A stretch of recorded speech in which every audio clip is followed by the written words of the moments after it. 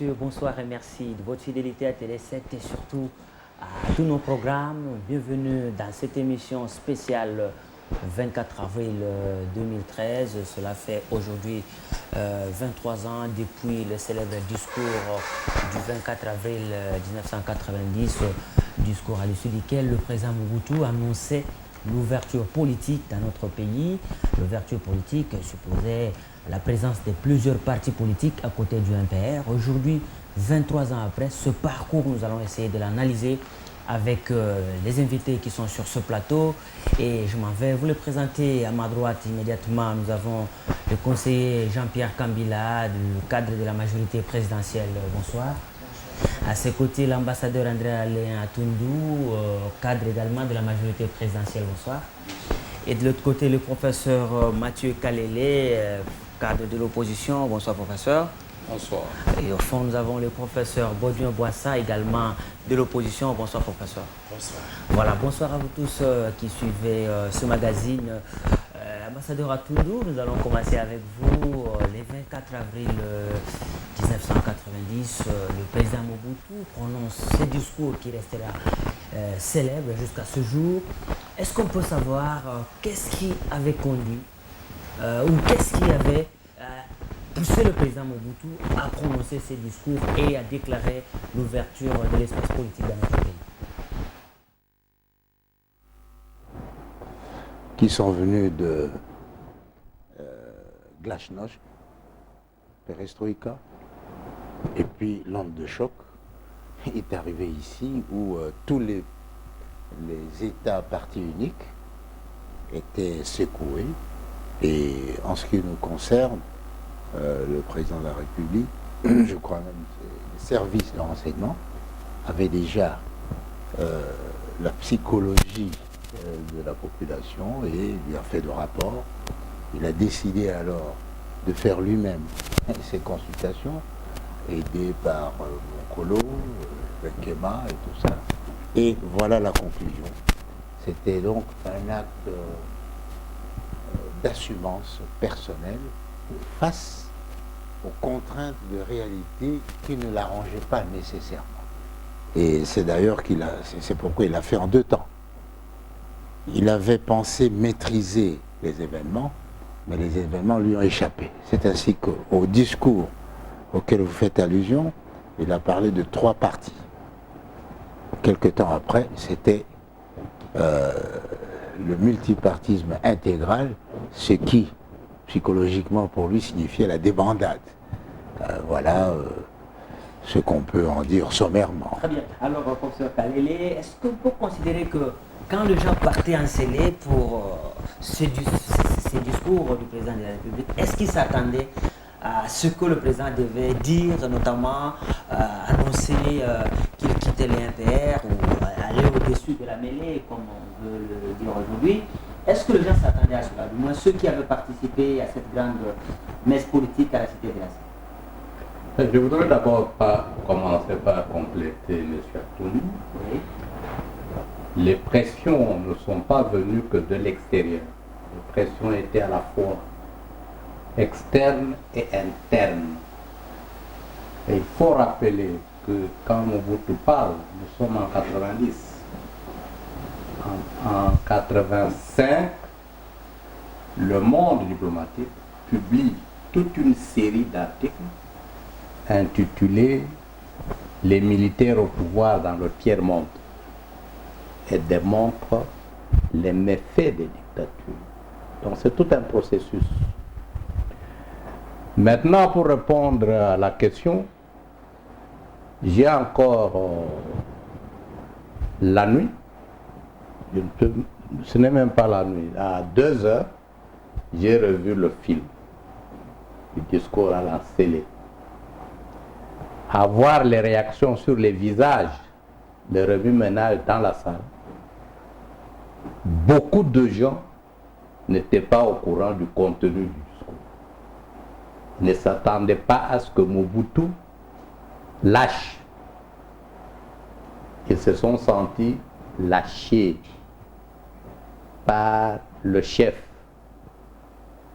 Et lorsque Mobutu pleure, on a vu aussi dans la salle Là, je crois que les services ont fait preuve de génie pour faire oublier tout ça. On entend directement une chanson pour lui remonter le moral. C'était une surprise. Autre fait qui me permet de dire que beaucoup ne s'y attendaient pas. Le discours est resté un secret pour la grande majorité. C'est la réaction dans l'après-midi. Quand Mobutu a dit dans le discours, je prends congé du MPR. Et qu'on lui a fait remarquer l'après-midi du même jour, Monsieur le Président, vous n'êtes plus président de la République. Et comment je ne suis plus président de la République? Parce que la Constitution dit qu'on est président de la République du fait d'être président fondateur du MPR. Quand vous prenez congé du MPR, vous n'êtes plus président de la République. C'était une grande surprise pour les autres. Et ce qu'Atoumdo a dit est tout à fait vrai parce que la suite des événements va être essentiellement une récupération de la situation. Une récupération, conseiller Kabila, est-ce que vous êtes d'avis, comme ceux qui disent finalement que ces discours consacrent la fin en fait de Mobutu, que tout le monde savait un homme fort qui drainait de foules quand il s'est promené à travers le pays. Est-ce qu'on peut considérer qu'avec les discours de 1990, c'était la fin du règne de Mobutu? En histoire, les naissances et les morts n'arrivent pas à un moment précis. Ce sont des processus. Bien sûr que la date du 24 est une date importante pour l'évolution du pouvoir du maréchal Mobutu, mais on ne peut pas dire que c'est seulement ce jour-là. La fin de Mobutu a commencé, enfin disons la déchéance. La déchéance, si on peut l'appeler comme ça, a commencé bien avant, et s'est poursuivi, même au-delà du 24 pour s'achever, autour du 17 mai, un peu avant, un peu après, peu importe, mais il n'y a pas de date comme ça précise. Mais ça reste que le 24 avril est une date importante. Nous, qui à l'époque étions à l'étranger, nous avons reçu cette affaire-là comme une bombe. Parce que comme viennent le dire mes deux prédécesseurs, il y avait des surprises dans la salle, mais nous, la surprise était partout. Parce que personne ne pouvait s'imaginer que Mobutu allait rentrer dans la perestroïka de cette manière-là. Nous étions convaincus que Mobutu, il n'y avait que les armes qui pouvaient lui faire un pas. Certains d'entre nous, dont moi-même, je ne le cache pas, étaient dans la recherche de moyens de faire partir le dictateur à l'époque, mais nous étions surpris. Vraiment surpris. Très surpris, mais professeur, est-ce que du côté de l'opposition aussi, c'était une surprise aussi? Parce qu'en fait, on ne s'attendait pas. Après les consultations, il semble que tous les éléments étaient en faveur du président, même si les gens voulaient les changements. Mais dire que Mobutu quittait l'INPR, est-ce que vous n'étiez pas aussi quelque peu surpris? Je parle de vous en tant que, par la suite, vous serez dans l'opposition radicale. Est-ce que vous étiez surpris ce jour-là, vous aussi? Je vais vous parler d'abord en tant qu'analyste. Moi, je pense que ce qui s'est passé le 24 avril, c'est le dénouement d'un processus qui a commencé déjà en 80. En 80, quand André Bobodito est premier commissaire d'État, il est organisé une 7e session spéciale de formation idéologique pour les professeurs d'université à l'enseigne. Et j'étais encore tout jeune. Nous tous on était. Tout le corps académique, donc rien que les... Et on devait nous enseigner l'idéologie. Le lendemain, il y a des travaux en commission. Et puis le surlendemain, travaux en plénière. Et qu'est-ce qui ressort? C'est que le corps académique de tout le pays, toutes les 3 universités, il demande une libéralisation de la vie politique. Il demande le pluralisme politique, le pluralisme syndical. Ils vont plus loin. Ils demandent la séparation des pouvoirs. Et ils demandent la fin de la suprématie du MPR, etc. Ils demandent la fin du conseil judiciaire. C'était terrible. cette nuit-là, nous tous, on croyait qu'on allait nous arrêter. Et pour vous dire que c'était grave, le directeur de l'Institut Makanda Kaboul, qui était le professeur Gambembo lui-même, prend peur. Et le maréchal refuse de venir nous remettre nos brevets de participation. Tellement il était en colère. Et c'est le doyen du bureau politique, Mafuta Kizola, qui est venu nous remettre furtivement. Donc ça, c'est les deux, ça c'est 80. 80 et 82, l'histoire des 13. La naissance de l'UDPS, à laquelle mon ami Mathieu ici a participé. Tout ça, c'était des événements précurseurs. Et enfin, il y a eu les consultations populaires qui ont été organisées par lui-même, ayant comme point focal le conseiller principal, Mokolo Wambongo, Edouard, conseiller personnel du chef de l'État, et le conseiller spécial du président en matière de sécurité, Roger Nguema, qui sont vivants. Et ils ont piloté cette affaire. Ils sont arrivés à des conclusions qui n'ont jamais été rendues publiques réellement. Mais de ces conclusions, il s'est fait que le maréchal va prendre une décision que je trouve comme étant la décision la plus grave de sa vie. À mon avis, c'est ce jour-là qu'il a démissionné. Parce qu'après, il est parti de Kinshasa, il s'est installé à Guadeloupe. Moi, ce que j'ai senti, et d'ailleurs, c'est ce jour-là que j'ai quitté aussi l'IMPR, quand il a dit « je prends congé du IMPR ». Et la réaction à laquelle Mathieu, le professeur Kalele, fait allusion, c'est que dans l'après-midi, Tshisekedi dit « ah bon, il a pris congé du IMPR ?» Mais il a été élu président du MPR et de droit président de la République. Donc, il n'est plus président de la République. Et on s'est ressaisi. Ce qui fait que parfois, je me demande qu'est-ce qui s'est passé au niveau des services spéciaux. Comment ils sont arrivés à mettre cette phrase-là. Mais à la mettant, c'était fini. Et je crois que le maréchal, qui est un homme excessivement intelligent, a compris que c'était fini. Et effectivement, depuis ce jour-là, le président Mobutu était désacralisé. Désacralisé. Alors, à mon avis,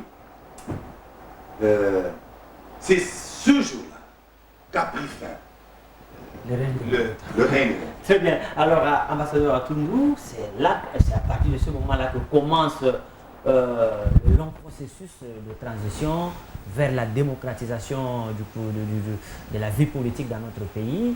Et cette transition va durer beaucoup de temps que prévu. Est-ce que c'était aussi prévisible cela? Comme vous dites, je voudrais compléter sur le professeur qui a justement dit qu'il n'y avait pas que des pressions intérieures, extérieures. Et moi j'ajoute qu'il y avait aussi des pressions internes, notamment au niveau des services.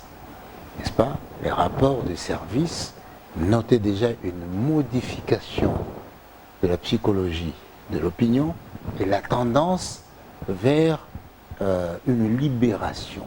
Même au sein du MPR, on parlait de la création des courants.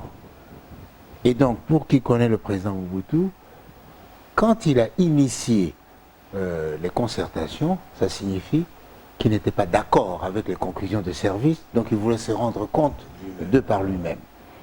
Alors, quand il s'est rendu compte de par lui-même, si vous le connaissez aussi, il a pris une posture comme s'il dominait les événements, comme si c'est lui, les devancer, n'est-ce pas, c'est lui l'initiateur. Oui. Et ça, l'opinion n'a pas accepté. C'est pourquoi, si je puis ainsi me permettre aujourd'hui, le président a un peu perdu les pédales. 3 partis, parce qu'il savait que le MPR, c'était le grand frère, l'UDPS, c'était le second, et le Front des nationalistes, c'était le troisième. C'était en réalité un éclatement du MPR originel. Oui. Hein, c'est Tshisekedi, Kamanda et Boulamandungu, c'est le MPR. Or, l'opinion avait déjà évolué. Elle dit non, pas question de MPR, maintenant c'est quelque chose de nouveau. Que nous les jeunes, nous puissions avoir nos partis, que nous les opposants, etc. C'est ça qui a fait que, effectivement, heureusement, quoi qu'on dise des politiciens congolais, ils ont quand même réussi à récupérer cette situation de débandade et pour cheminer à travers la CNS avec des rapports importants, consistants aujourd'hui en abordant les problèmes essentiels, et ainsi de suite. Et la durée de la transition, on ne pouvait plus la maîtriser. À partir du moment où, vous vous rendez compte, le président fondateur était infaillible, politiquement. Et il vous dit, je me suis trompé. Que chacun prenne sa voie. Mais c'est une déstructuration morale et mentale. Alors, qu'est-ce que ça signifie? Ça signifie que chaque fois qu'il prend une décision, comme test, on dit le contraire. Et comme résultat, le contraire se fait. Alors, c'est ce qui a fait que, comme une boule de neige, bon, La transition a duré. oui. Professeur Kalele, de 1990, depuis, à partir de ce discours-là jusqu'à la CNS, il y a eu beaucoup de choses, notamment le Premier ministre, on nomme celui-ci, on relève de ses fonctions, on nomme un autre de concertation en concertation. Apparemment, c'était devenu plus difficile que ce qu'on espérait. Oui, c'est à comprendre. C'est à comprendre. Je ne crois pas non plus que quand Mobutu initie les consultations populaires, Oui. il croyait qu'il allait être rejeté. Je crois plutôt qu'il croyait qu'il allait être plébiscité. Je prends son discours en Bujimaï, un discours en Lingala. Je me demande ce que je peux encore faire pour cette population. J'ai déjà tout fait pour lui. Et Tikalini Nilisusu. Et comme on chantait, on dansait, pour lui, il croyait qu'il allait être plébiscité. Il a lui-même, d'ailleurs, été surpris par les mémorandums. Nous avons tous ces mémorandums dans nos archives. Ça, c'est une première chose. Une deuxième chose, je crois que c'est la plus importante en rapport avec la question pertinente que vous posez. Beaucoup de Congolais voulaient le départ de Mobutu. Je ne crois pas que parmi la classe politique, les gens s'étaient préparés et ils étaient nombreux pour piloter le pays. Parce que dire je veux que boire sa pâte et dire je me suis préparé à le remplacer, en matière économique je ferai ça, en matière de politique étrangère je ferai ça, etc., etc. Ce n'est pas automatique. C'est ce qui explique, à mon sens, qu'il y a eu plus d'enthousiastes que de politiciens réfléchis pour prendre la relève de Mobutu et faire autre chose. Il y a eu plutôt dans le chef de beaucoup de gens du haut toi que je m'y mette. Et la suite va le démontrer. Parce que quand Tshisekedi forme son premier gouvernement et beaucoup de gens de l'UDPS qui étaient venus de l'intérieur, qui étaient des chefs de section et tout cela, ne se sont pas retrouvés dans ce gouvernement, qui n'avait que 24 membres. Nous en avons 22. Nous en avons beaucoup qui sont passés de l'autre côté. Qui sont passés du côté de Mobutu. Et tout au long de ce processus, nous avons vécu cela. Pratiquement une transhumance. Oui. Les gens n'opéraient pas par conviction idéologique. Quand Tshisekedi a le vent en poupe, vous avez les gens de Mobutu qui viennent alimenter. Et quand ça recule, ils rentrent en ville. Je crois que ce processus nous poursuit jusqu'aujourd'hui. On va- Se préparer à prendre le pouvoir On va y pour arriver. diriger autrement, se préparer à entrer au pouvoir pour avoir de l'argent. On va arriver là. Conseiller Kabila, vous étiez à l'étranger, vous l'avez dit. Est-ce que on peut, à quel niveau on peut situer l'implication, par exemple, de l'extérieur dans tous les événements qui s'est passé dans notre pays, au regard de ce qu'on a connu, les massacres de l'université de Lubumbashi, les marches qu'il y avait ici. Est-ce que l'extérieur a aussi joué quelque chose, a contribué à quelque chose sur tous les changements qu'on a connus durant cette période? Ah, je pense que oui. L'extérieur a joué un rôle très important parce que nous qui étions à l'étranger, nous passions notre temps à fréquenter les chancelleries, à fréquenter différents gouvernements pour essayer d'affaiblir le régime ici. Nous ne dormions pas, nous considérons que c'était une nécessité absolue que ça change. Vous savez très bien, puisqu'il y a eu des procès après, il y a eu des enquêtes, lorsqu'on parle par exemple des massacres de Lubumbashi, bon, il y a certainement eu quelques bévues sur place, mais tout le reste, ça a été gonflé, notamment par nous autres qui avons travaillé à l'étranger, parce que c'était notre intérêt. Nous avions travaillé exprès, je sais très bien, nous avons travaillé sur la base des informations que nous gonflions multipliées par 100 pour sensibiliser les gens qui là-bas avaient le pouvoir et une certaine influence sur les choses qui se passaient chez nous. Bien sûr, il y a très peu de gouvernements que moi et les autres n'avons pas visité de l'époque. Hein. Très bien.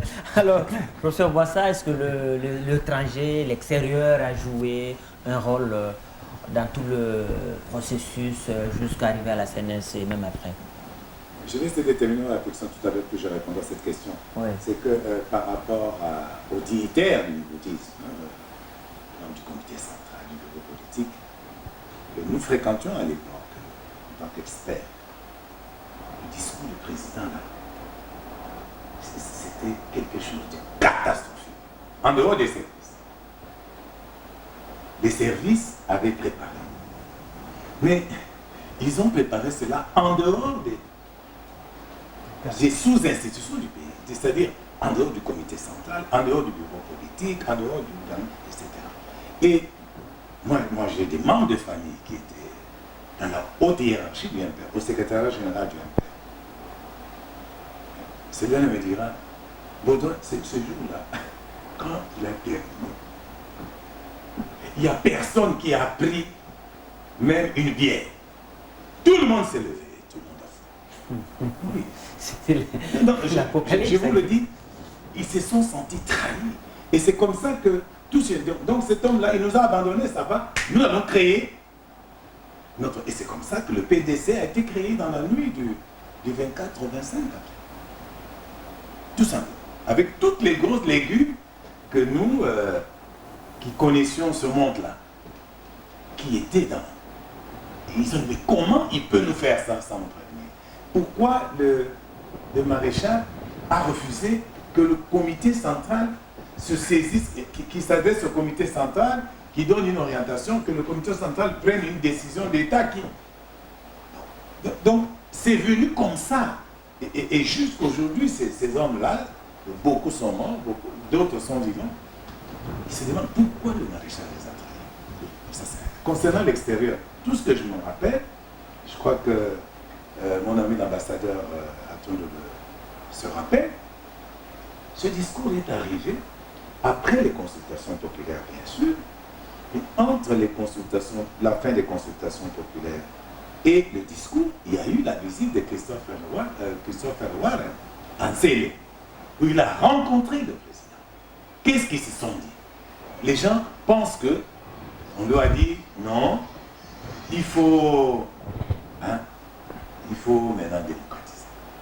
Donc on pense que, parce qu'à l'époque, nous étions dans le très carré des États-Unis d'Amérique, on pense que les États-Unis ont beaucoup joué pour pousser le maréchal à prendre ce courage de deux mains. C'est pas de prononcer ce discours-là que moi je trouve comme étant le discours le plus important, en dehors du fait qu'il a pris le pouvoir le 24 novembre, vous savez. Mais après ça, je crois, après le discours qu'il a prononcé aux Nations Unies, le dernier grand discours qu'il a prononcé, c'est celui-là. C'est celui-là. On avance, ambassadeur à Toulouse, c'est dans ce contexte qu'arrive la conférence nationale souveraine, forum qui était censé réfléchir sur l'avenir du pays, organiser le pays autrement au regard de ce que les MPR avaient fait du pays. Qu'est-ce qui explique aujourd'hui que la CNES n'ait pas donné les résultats escomptés? D'abord, il faut savoir que la CNS, c'est le résultat d'une bataille entre ceux qui pensaient que la rencontre nationale devait se pencher sur les structures de l'État, donc une conférence constitutionnelle, et ceux qui pensaient que ce devait être une rencontre politique, c'est-à-dire quelque chose qui parle non seulement de la structure du pays, mais de la façon dont il avait été géré, de perspectives d'avenir, etc. Et finalement, c'est la dynamique politique qui a réussi, mais quand même, le maréchal a contré la vague par l'expression souveraine, qui ne signifiait plus ce que voulaient les conférenciers. Souveraine, dans l'esprit des conférenciers, de façon originelle, c'était, même Mobutu était soumis, donc c'était un autre pays, si je puis ainsi m'exprimer. Alors finalement, souveraine, on s'est entendu, on dit, bon, souveraine, ça signifie en quelque chose autonome. Hein, voilà. Et donc, c'est dans ces... Je veux dire, vraiment, c'est un moment, pas de dépendance, mais je dis de déstructuration. Parce que, autant les précarés avaient considéré que le président les avait trahis, autant le président a considéré qu'il les a trahis. Parce qu'il ne pouvait pas s'imaginer que les Boboliko, etc., aient créé le PDC, que les Kengo, les Tambo aient créé l'UDI. Souvenez-vous de la controverse de Ngous, Ferry, etc. Alors finalement, lorsque les émotions se sont apaisées, chacun a essayé de retrouver son intérêt, et finalement, ils ont pensé qu'ils n'étaient pas aussi différents l'un de l'autre. C'est ainsi qu'il y a eu toutes ces alliances qui ont permis des gouvernements presque contre nature, n'est-ce pas? On s'est retrouvé d'abord aux côtés de Tshisekedi, on quitte Tshisekedi, on se retrouve aux côtés de Kengo, aux côtés de Ngouze, etc. C'est l'expression de cette déstructuration. On n'avait plus de valeur de référence certaine. Très bien. Alors, c'est cette ambivalence, en quelque sorte, qui peut expliquer... Et puis, si vous permettez, à propos de l'extérieur, vous savez, l'extérieur a joué un rôle important, non seulement pour l'avènement, mais pour le départ de Mobutu. Parce que cette histoire du massacre de Lubumbashi, je peux vous dire d'où ça vient. Ça vient du rapport d'un consul général. Il y avait 2 ou 3 consuls généraux à Lubumbashi, et celui-là a écrit, il a dit 7. Il y avait 7 morts. Donc il a envoyé à son ambassade, et son ambassade a répercuté, bon, avec le phénomène d'amplification, c'est devenu le massacre. Alors moi, je venais de Kigali en tant qu'ambassadeur, et là j'étais comme le patron honoraire de tous les consuls, je l'ai appelé. J'ai dit, mais je vois ce nom-ci, oui, on sait dans quelles circonstances il est mort. Et celui-là c'est qui? Celui-là c'est qui? Il s'est avéré que tous les autres, c'était des inventions. Et à l'époque, je peux même vous donner un témoin, parce que je l'avais reçu chez moi, ben, le général Botetti était de passage. Il ne s'est pas privé d'engueuler le type. Il dit non, mais vous inventez des histoires. Donc le rôle de l'extérieur était important, d'autant plus qu'il s'était rendu compte que Mobutu n'avait pas pris toute la mesure du changement et il n'était pas prêt à changer en réalité. Et donc, mieux vaut se débarrasser de lui et prendre quelqu'un d'autre. Alors, c'est ça. Alors j'étais en train de demander comment on peut expliquer le fait que les mêmes personnes qui étaient avec Mobutu, qui sont allées le lendemain créer leur parti politique, après ils rentraient l'un après l'autre aux côtés de Mobutu. Est-ce que c'est ce comportement-là qui a expliqué aussi en partie l'échec de la CNS, de ces résolutions en quelque sorte? Non, c'est je pose au professeur ça. Merci de me poser la question. J'ai été à la CNS et nous y avons participé très activement. La CNS a été vécue d'une manière totalement différente suivant qu'on était à l'intérieur, au cabinet du président de la République. Pour le cabinet du président de la République, c'était un simple forum. On va voir, on va gérer la suite. Mais à l'intérieur, là, il y avait une dynamique telle que j'ai eu la chance, moi, d'avoir géré un peu cette CNS pendant 54 jours. J'étais vice-président du pouvoir organisateur et le Premier ministre était le président du pouvoir organisateur. Le recrutement tel qu'il a été fait, c'est un recrutement favorable au maréchal. Okay?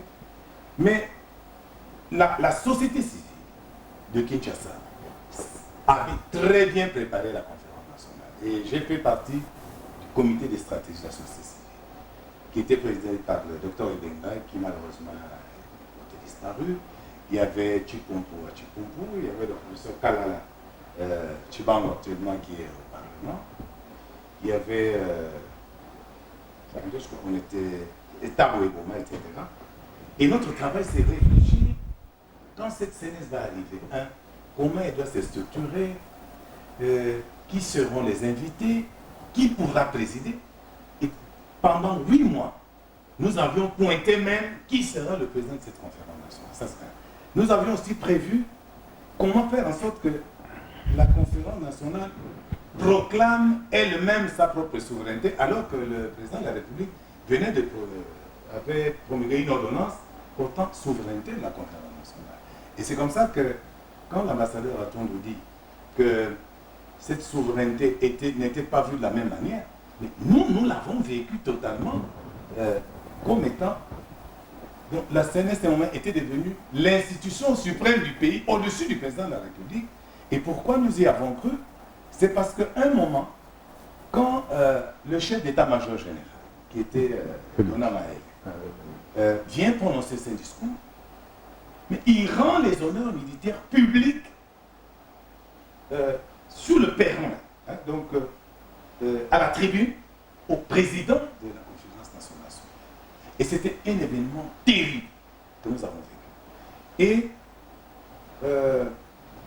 là où il faut féliciter le maréchal, c'est que finalement, grâce à la négociation que l'actuel cardinal menait en coulisses avec les services, on a amené peu à peu le maréchal à laisser se dérouler cette conférence nationale, dont même les internationaux ne voulaient plus, parce qu'on commençait à fouiller un peu sur les contrats.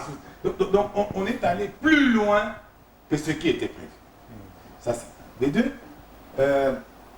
La vision même du travail qui a été fait, et quand on regarde les actes fondamentaux de la conférence nationale, les orientations fondamentales, quand même on les relit aujourd'hui, elles sont toujours d'actualité.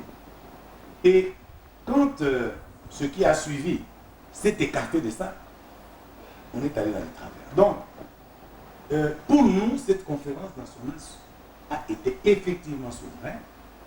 Le maréchal a fini par accepter cette conférence nationale après les concertations politiques du Palais du Peuple qui ont été patronnées par les Nations Unies.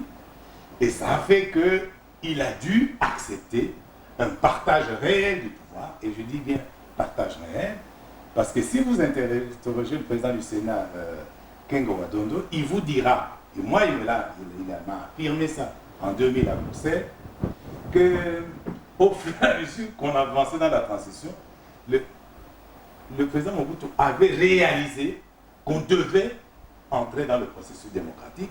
Il a laissé le gouvernement travailler, contrairement à ce qu'on pense. Très bien.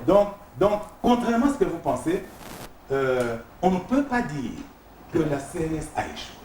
Très bien. Alors, professeur Kalele, la CNS s'est tenue, comme nous le savons, elle s'est terminée aussi, comme tout le monde le sait aujourd'hui.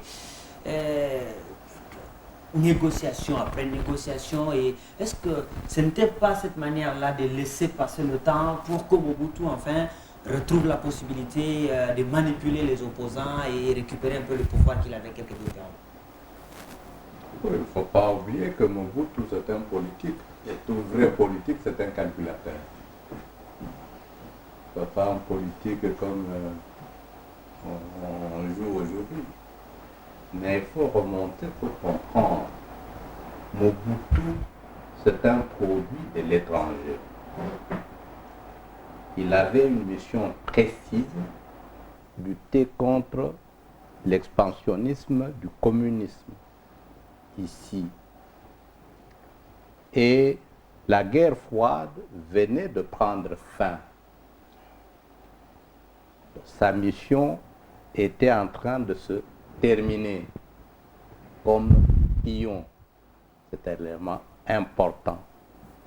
Bill Richardson viendra le lui faire remarquer qu'il faut changer. Mobutu va se cabrer. Bon, il est resté au pouvoir pendant 32 ans. Mais il y a la loi de l'inertie. Un corps en repos a tendance à garder le repos. Mobutu ne pouvait pas céder le pouvoir comme ça. Il devait résister et il a effectivement résisté. Vous avez posé une autre question, la transhumance. Et on vous a déjà répondu qu'il n'y avait pas de consistance idéologique.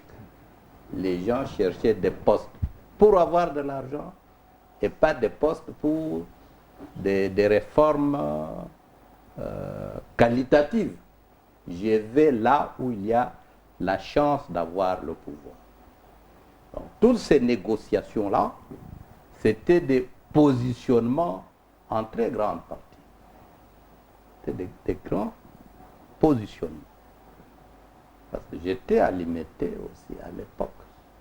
J'ai vu les gens qui ont été ministres, qui appelaient aussi Tshisekedi et qui m'envoyaient plaider leur cause auprès de Tshisekedi, qui l'appelaient Papa Tshisekedi.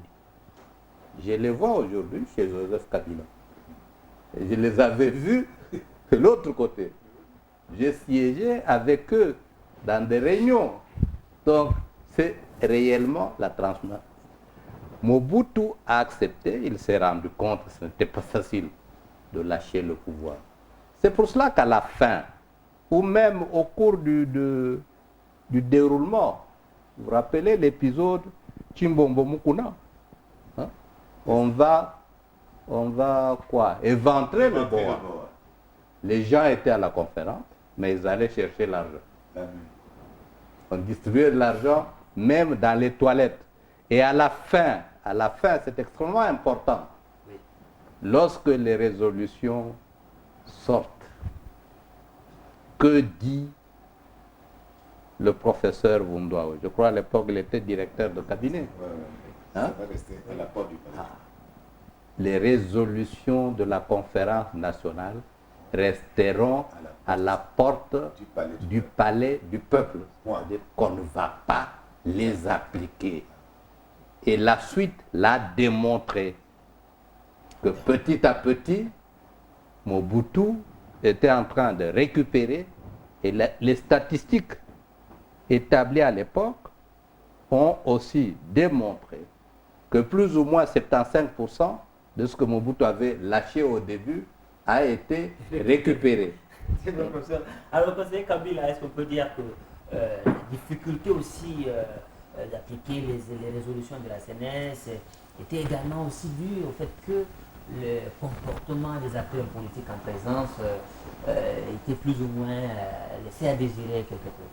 Ben, je crois que ça a été dit par ceux qui étaient là. Oui, de l'extérieur. Non, mais bien évidemment. Je crois qu'aujourd'hui, les trois qui sont là, qui ont vécu les événements, devraient quand même avoir la primeur d'expliquer les choses qui sont vécues. Que moi, je les ai vus de l'extérieur, avec une certaine naïveté, je dois le dire. Avec une certaine naïveté. Parce que nous, à l'extérieur, nous pensions comme étant les plus propres, les seuls qui comprennent les choses. Les cousins là-bas au Congo, ils n'ont qu'à bien se comporter, ils n'ont qu'à faire ça. Mais en fait, la situation politique n'était pas simple. Et ajouter à ceci le caractère de l'homme politique congolais, de l'élite congolaise, c'est-à-dire cet homme, il faut le dire clairement, inconséquent, qui ne sait pas choisir une voie et se maintenir à cette voie-là. Un homme qu'on achète facilement, un homme qui change d'avis facilement, un homme qui, devant des responsabilités, prend des responsabilités sans même les avoir lues. Et ça, nous venons encore de le vivre il n'y a pas très longtemps, où quelqu'un ose dire publiquement, j'ai signé sans avoir lu. Je n'insulte personne. Je constate que mon pays a besoin d'un peu plus de sérieux. Dans tous les camps politiques, que ce soit à l'opposition, tout comme dans la majorité. Ce pays mérite quand même un peu plus d'attention. Il faudrait quand même que tous, nous donnions, quelles que soient nos opinions, quel que soit l'objectif que nous nous assignons, il faut quand même un peu plus de sérieux. Or là, d'après ce que j'entends ici, je vois que bien avant, c'était, je m'excuse, c'était quand même lamentable. Et aujourd'hui, je me rends compte qu'il y a encore beaucoup de choses à faire pour qu'on quitte ce domaine du lamentable. Très bien. Alors, on avance, ambassadeur Atundu. Après la CNS, tergiversation après tergiversation, l'AFDEL arrive. Est-ce qu'on peut dire aujourd'hui que l'AFDEL, c'est presque la conséquence du désordre qu'il y avait après l'échec de la CNS? En quelque sorte, je ne sais pas si c'est la conséquence, mais il faut noter en fait que, je crois, Mouzé n'avait pas été accepté à la conférence. Et il a gardé cette amertume qui lui a servi de chicanaude pour reprendre la lutte armée et sous l'impulsion du président Nyerere, du président Museveni et Kagame, finalement, n'est-ce pas, l'AFDEL est arrivé ici avec le malentendu avec les alliés d'hier. Mais on le répète d'ailleurs que dans la vie politique congolaise, exclure ne porte pas bonheur. Ça, c'est un cas, n'est-ce pas, où on dit il faut que tout le monde s'entende, il faut que tout le monde parle avec responsabilité, avec honnêteté, n'est-ce pas? Mais je pense que ce qui est important, c'est que ce discours du 24 avril, et donc cette date, est importante, aussi importante que la date de l'indépendance, je pense. Parce que là, un pouvoir autocratique a été plié et a reconnu que voilà, je donne le pouvoir au peuple. Je schématise. Eh bien, c'est un peu comme les Belges, ont succombé, ils disent voilà, nous donnons le pouvoir au peuple. Alors, le problème qui se pose, c'est le même. Sommes-nous à la hauteur de cet héritage? N'est-ce pas? De l'indépendance, de la démocratisation. Est-ce que nous sommes à la hauteur? Est-ce que nous avons, depuis leurs 23 ans, est-ce que nous avons des éléments structurants de la démocratie? Heureusement que oui, quand même, n'est-ce pas, avec Sun City, parce qu'on s'est mis d'accord sur un certain nombre de choses, notamment ne plus recourir à la force des armes, malheureusement, il y a quelques égarés, maintenir la forme démocratique de l'État, et je pense qu'aucun n'ose dire aujourd'hui qu'il se bat pour réinstaurer le pouvoir autocratique, etc. Mais il faudrait créer, à mon sens, une école de la République pour nous apprendre et nous inculquer à tous les niveaux, primaires, secondaires et universitaires, n'est-ce pas, les valeurs structurantes de la République. Parce que beaucoup de gens ne connaissent pas le sens du mot République, c'est chose publique. Alors, quand vous ne respectez pas le bien commun, vous ne respectez pas la République. Quand vous ne vous acquittez pas de vos obligations, de devoirs d'État, vous ne respectez pas la République. Vous trahissez la République. Donc, je pense qu'il faut que nous puissions à cette occasion aussi, nous ressaisir pour vraiment mériter cet héritage que le peuple nous a donné le 24 avril 1990. Très bien. L'ambassadeur est allé un peu plus vite, vous avez vu. Donc on fait du chien double. Professeur, AFDEL, Sun City, c'est toujours des négociations, il est dit, déjà l'homme politique pose problème, vous l'avez répété plus d'une fois. Qu'est-ce qui explique tout cela finalement? Que le Congolais ne soit pas capable de parler le même langage, quand il faut se réunir, fédérer autour de l'intérêt commun, il y a toujours des divergences. Qu'est-ce qui explique cela? Non, je crois, à ma prise de parole au début, et j'insiste là-dessus.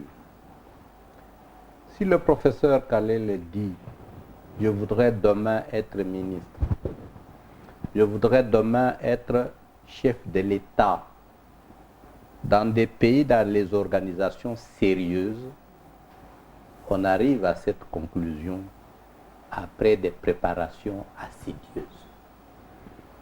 Ça peut prendre des années. Préparation idéologique, préparation politique et préparation en termes de collaborateurs. Je veux naviguer avec qui? Est-ce qu'il voit les choses de la même manière que moi? Sinon, vous arrivez à la situation de Laurent Désiré Kabila. C'est un conglomérat d'aventuriers, d'opportunistes. Malheureusement, c'est ce que nous vivons. L'homme politique, quand il va négocier, je le prends de manière générale, moi-même y compris. On a vu des scènes. Pour aller à Sun City, vous avez vécu la bagarre. Même à l'aéroport, c'est tout le monde qui voulait aller à Sun City. Mais pour aller dire quoi? À Goma, la rencontre pour la conférence de Goma. À Maniléo. Vous avez vu la bagarre? Moi, je dois partir. Naokende Kolobanine. C'est pas. Et il y a un temps, c'était un calme plat. Peut-être c'est les deux ici avec qui on discutait, les autres. Beaucoup d'hommes politiques, beaucoup de membres de la société civile avaient disparu. Invisible. Dès qu'on a lancé l'idée d'une rencontre, d'un dialogue, mais les associations, les partis se sont créés. Vous avez vu la scène chez Minaku, association d'anciennes veuves, de nouvelles veuves. Tout le monde veut aller. Mais quand vous allez avec des messieurs qui n'ont pas de dossier, qui voient le per diem, avec l'éventualité qu'on va lever une option, tous ceux qui ont été au dialogue, s'ils ne sont pas ministres, au moins ils deviennent sénateurs ou députés. Vous en attendez quoi? Donc, le point de départ est déjà faux, faussé. Vous aurez plus, peut-être, 1/10 des gens qui savent ce qu'ils veulent, qui ont le dossier, et les autres, c'est des crieurs. Malheureusement, ils sont nombreux. Si on passe au vote, c'est eux qui l'emportent. Et on le sait. Vous voyez même, les exemples font légion. Et vous faites bien de poser la question pour les téléspectateurs. Les gens vont à Kampala. Décembre de l'année dernière. C'est des hommes politiques. Il y en a, on leur dit, nous allons évaluer l'accord du 23 mars 2009. Il y en a qui arrivent là-bas et qui découvrent l'accord sur place. Ils ne l'ont jamais lu. Ça fait le 5e mois et nous sommes là. sommes là. Donc, l'état dont on a parlé ici, c'est quelque chose d'extrêmement important. Est-ce que nous nous préparons sérieusement à ce que nous allons faire? Enfin, dans la lignée des exemples, les mêmes problèmes d'hésitation, de tergiversation, de légèreté se sont posés même déjà en 60-61.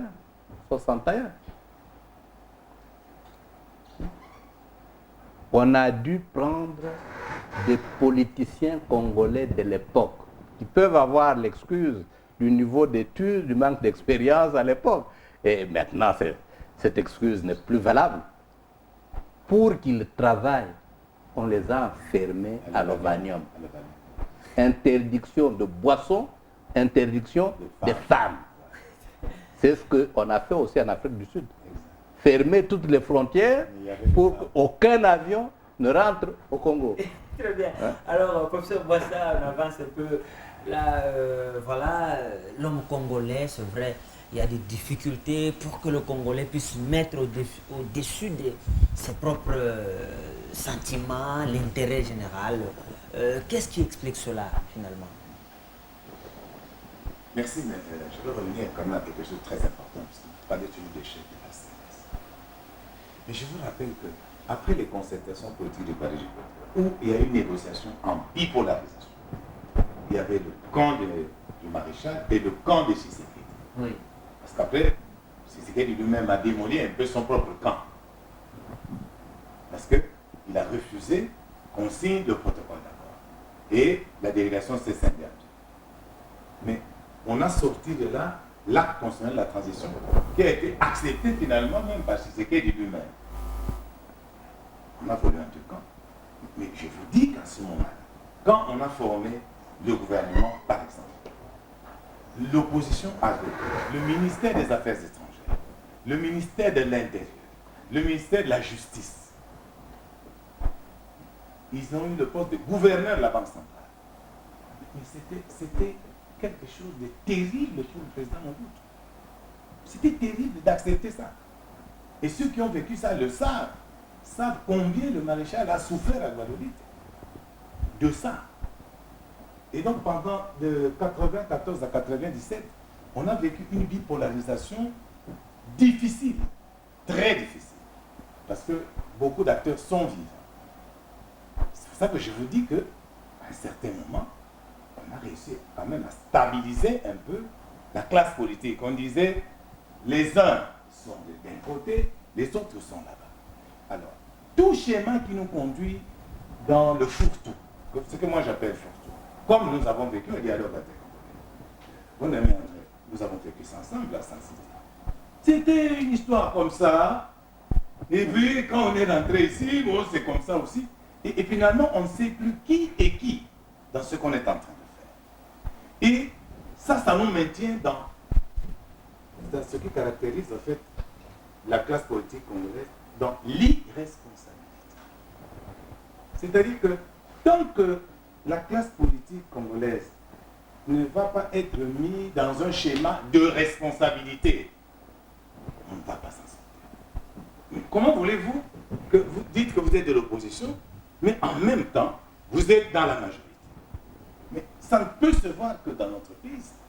Et ceux qui font ça, ce sont des grands intellectuels qui même ont vécu à l'extérieur, qui ont vécu l'expérience française, américaine, etc.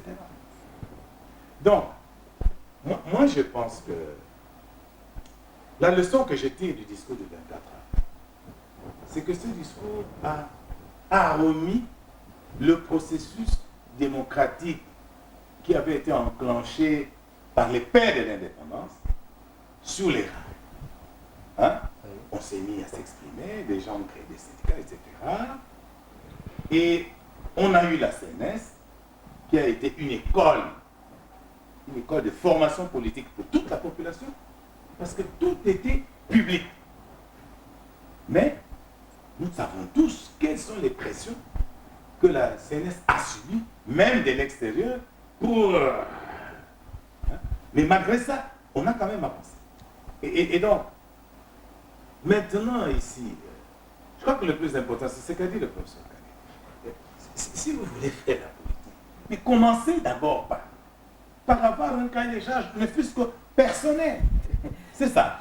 Et quand vous n'avez pas un schéma pour l'intérêt supérieur de la nation, mais retirez-vous. Très bien. Parce que la politique, ce n'est pas un jeu. Attends d'abord. De Gaulle disait toujours que la politique, c'est quelque chose de tellement important qu'on ne peut pas le laisser entre les mains des analphabètes. C'est ça le problème. Très bien. Et je crois Oui. que le fait que dans ce pays, on croit que la politique, c'est un job, c'est là qu'il y a un problème. La politique, c'est un service. Très bien. Alors, conseiller Kambila, l'homme politique congolais pose problème, ça c'est connu. Aujourd'hui, depuis ce que nous avons connu, CNS, dialogue intercongolais, les élections de 2006 et les élections de 2011, on n'a fini toujours pas de voter autour de ce qu'il faut faire pour développer le pays.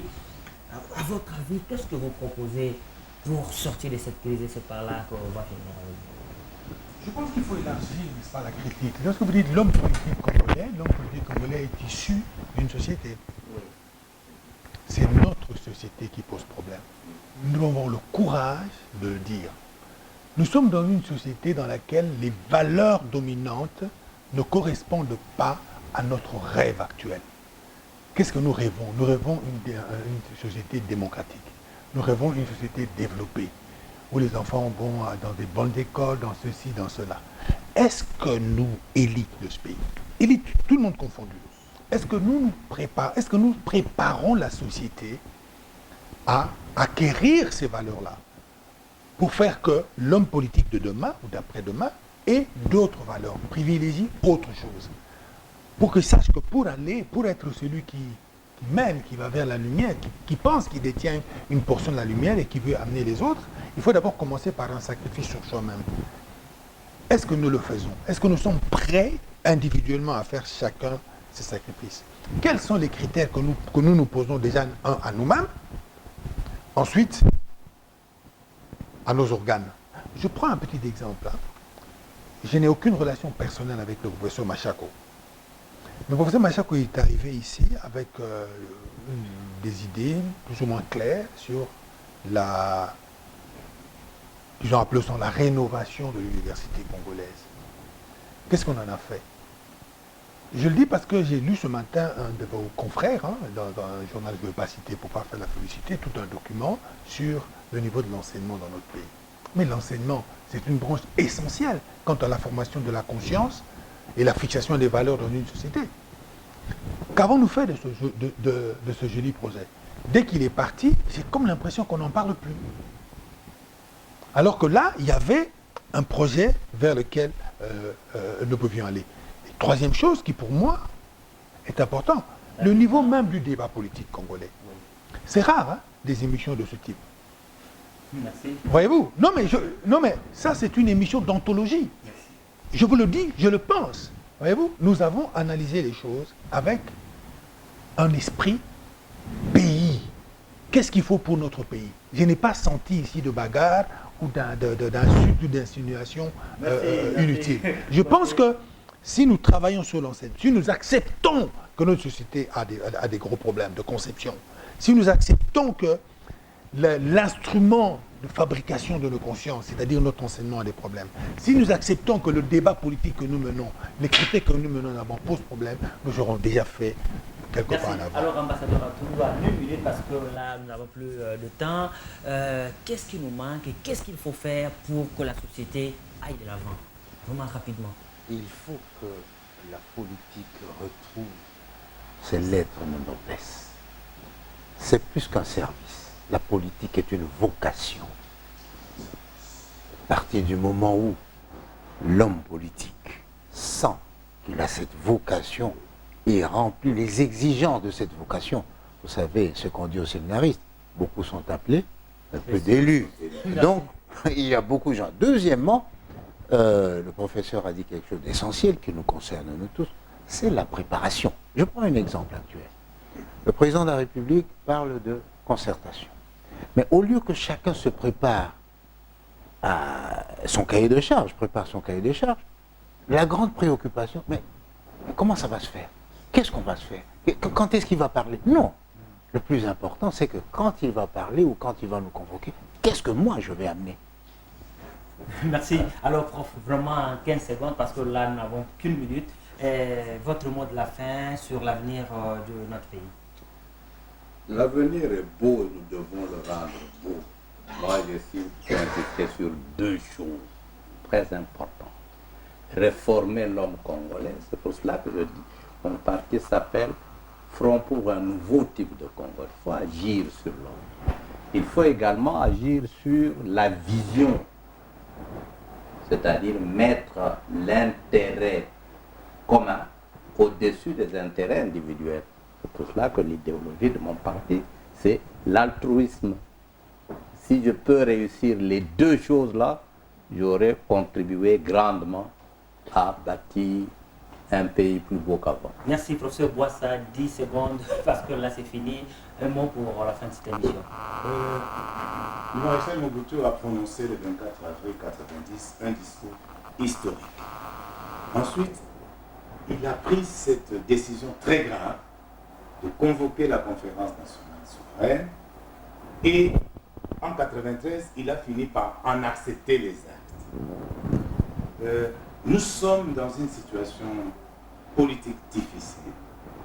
Je pense que les uns et les autres, et ceux qui sont dans la majorité, et ceux de l'opposition, nous devons nous regarder les yeux dans les yeux et nous demander, après nous, qu'est-ce qui restera de ce pays? Merci, qu'est-ce que nous allons léguer à notre postérité? Merci à vous tous qui nous avez suivis. C'est la fin de cette émission. Nous allons vous retrouver lors de plateaux comme celui-ci, toujours avec le même plaisir. Restez avec nous sur Télé 7. Au revoir. Merci.